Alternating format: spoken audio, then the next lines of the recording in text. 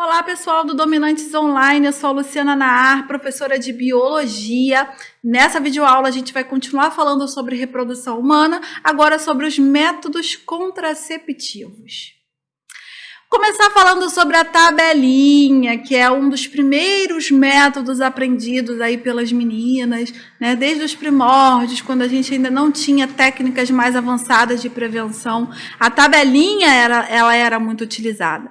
Ela é conhecida também como método do calendário, pois a mulher, de acordo com o histórico das suas menstruações, identifica o seu período fértil através do mesmo. Então, ela vai anotando lá, né, numa tabelinha, os dias em que ela possivelmente vai estar fértil. Então, aqui a gente tem um exemplo, olha, de um ciclo, né, em que lá, a partir do 10º dia, né, a menina coloca lá que ela está possivelmente ovulando, e aí ela marca 6, 7, 8, 9, 10 dias aí como sendo um dia fértil. E o resto dos meses como sendo não fértil. Por que a gente tem essa intervalo, essa janela de dias tão grande, né? Na verdade, a mulher, ela passa realmente ovulando, o óvulo ele fica pronto para receber o embrião com mais ou menos aproximadamente entre 24 e 36 horas, no máximo 48 horas. Então, ela fica ali pronto para receber, ovulando realmente 2 dias, ok? Só que, a partir da ovulação, quando você tem uma relação sexual, o espermatozoide, ele consegue ficar vivo dentro do seu corpo por até 72 horas. Então, isso gera o quê? Em torno de uns 3 dias vivo dentro do corpo. Então, vai que essa menina ainda não ovulou. Então, ela precisa colocar 3 dias antes, né? A gente põe que o 14º dia, num ciclo de 28 dias, é a metade do ciclo. É exatamente a hora em que essa menina está ovulando. Então, eu disse para vocês que são os 2 dias. Então, a gente coloca 14, 15, vamos terminar no 16 para dar uma janela legal aí. Então, ela não deve ter relação sexual 3 dias antes e nem 3 dias depois de que ela está ovulando. Então, a gente normalmente costuma separar em uma semana, tá, de período fértil. Aqui, nesse caso, a gente separou uns 10 dias para ter uma segurança, uma margem maior, mas normalmente são uns 6, 7 dias de uma boa segurança. Então, os dias férteis da menina são os períodos em que há probabilidade da mulher engravidar. Então, ele fica realmente em volta do 10º ao 18º dias, contados a partir do 1º dia do ciclo menstrual. Mas isso não é certo, porque nem toda mulher tem um ciclo de 28 em 28, de 29 em 29, de 30 em 30. Tem mês que ela faz de 30, tem mês que ela faz 28, tem mês que ela faz 26. Então, como não é 100% correto, a gente tem que lembrar que biologia é uma ciência natural e não é uma ciência exata. Na natureza, tudo pode acontecer, né? Então, pode ser que esses dias sejam deslocados um pouco mais para frente ou deslocados um pouco mais para trás, e aí a tabelinha ela tem um grande risco de falhar. Os dias não férteis seriam o período em que há uma baixa probabilidade de ocorrer a fecundação. Então, normalmente, é entre o 1º e o 9º dia e entre o 19º e o 28º dia desse ciclo. Pílulas. É o método que impede a ovulação. O objetivo da pílula é esse, é impedir a ovulação. Qual é a vantagem? Tem uma eficiência de 99% na prevenção de uma gravidez. Então, é um método considerável bastante seguro. Nas mini-pílulas, os efeitos colaterais são praticamente inexistentes, porque a quantidade de hormônio é tão baixa que você acaba não tendo muitos efeitos colaterais. Mas qual é a desvantagem? O risco de um esquecimento é quase inevitável. Esquecer a pílula pode significar, um único dia pode significar numa gravidez. Mulheres que usam pílula nem sempre encorajam seus parceiros a usarem camisinha, tornando-a assim mais exposta também a doenças sexualmente transmissíveis. Então, é uma outra desvantagem de você também utilizar a pílula, ok?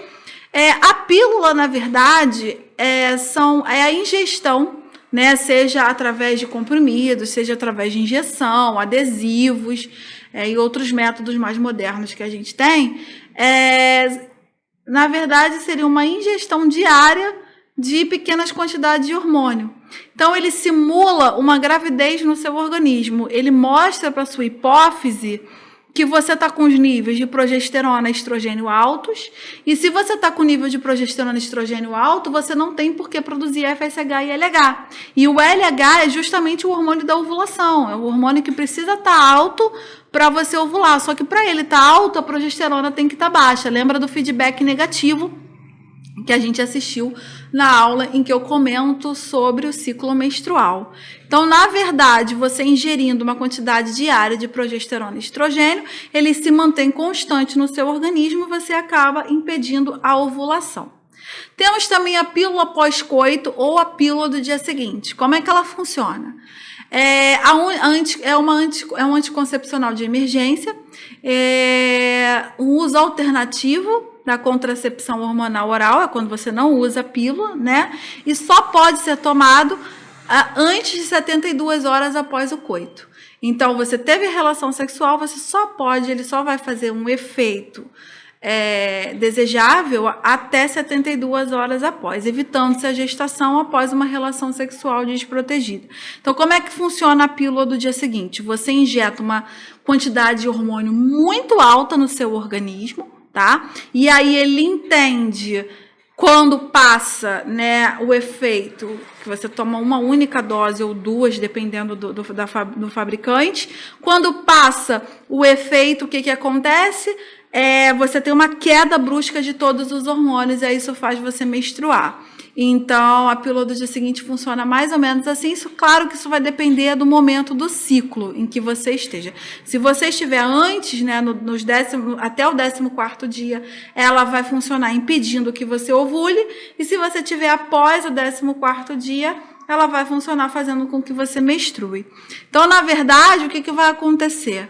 Né? Por que ela é tomada até 72 horas? Porque é a hora em que, mesmo que tenha ocorrido a fecundação, mesmo que o espermatozoide tenha encontrado o ovócito secundário, ele ainda não chegou para a anidação, ele ainda não conseguiu encontrar o endométrio e se fixar no endométrio. A gente só diz que a gravidez começa, né, quando ocorre a anidação. Então, se não ocorreu a anidação ainda, vai demorar uns 5 dias, mais ou menos, de 3 a 5 dias para chegar aqui ao momento em que você pode tomar a pílula com segurança.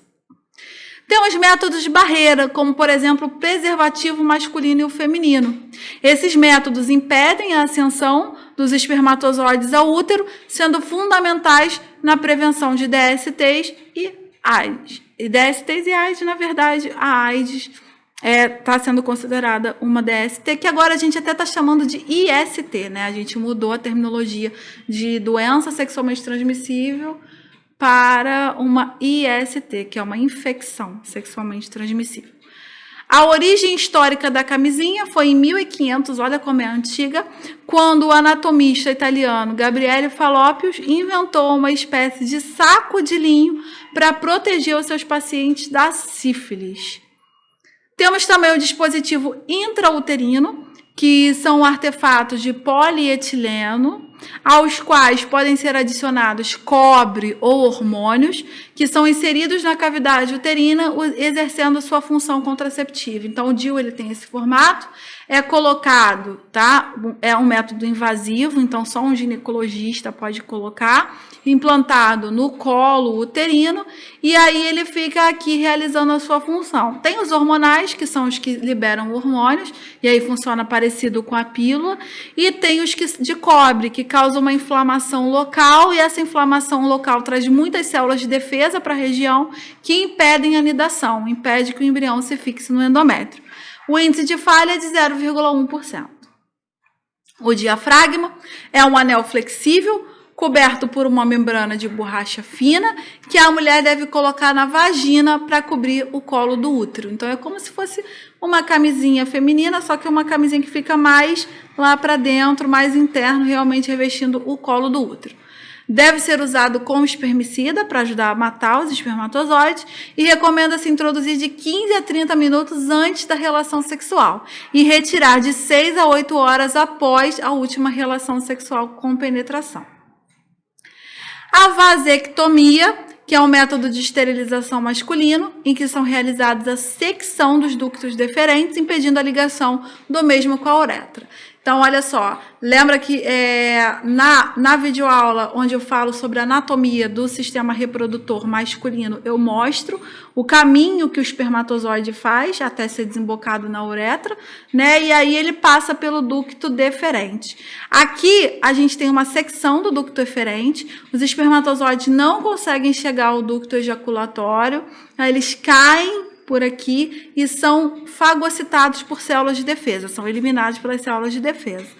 O que o homem vai ejacular? O homem não vai ejacular, então, nesse caso, vai apenas o conteúdo da vesícula seminal, na verdade, o sêmen sem a presença de espermatozoide. Então, é um método considerado seguro, tá? Eficaz, realmente. E aí, pode ter reversão, hoje em dia já existem, é um pouco complexo a cirurgia, mas existem casos de reversão da vasectomia, mas na verdade você não interfere com nenhuma produção hormonal, nem nenhuma funcionalidade do homem, ok? Apenas o canal por onde vai passar o espermatozoide é o que vai ficar prejudicado. Então, você vai continuar produzindo espermatozoides, vai continuar produzindo hormônios sexuais, a libido não vai diminuir por causa de uma vasectomia. E para a gente finalizar, a laqueadura, que é parecido com a vasectomia, só que é na mulher. Você faz uma ligação das trompas, impedindo que o ovócito secundário consiga chegar na tuba uterina e encontrar com o espermatozoide. Então, existe um buraco aqui, né, um espaçamento em que a gente tem, então, o impedimento, né, do encontro do óvulo com o espermatozoide. É um método de esterilização feminino e aí a gente tem, então, uma secção das tubas impedindo, então, que o ovócito secundário chegue no útero. Vai, da mesma maneira que o espermatozoide, ele cai e é fagocitado pelas células de defesa. Galera, isso que era importante da gente conhecer, tá? Os principais métodos contraceptivos, os que mais caem em prova. Existem vários outros, é claro, mas aqui eu elucidei para vocês os que mais são cobrados. Espero que tenham compreendido. Até uma próxima videoaula.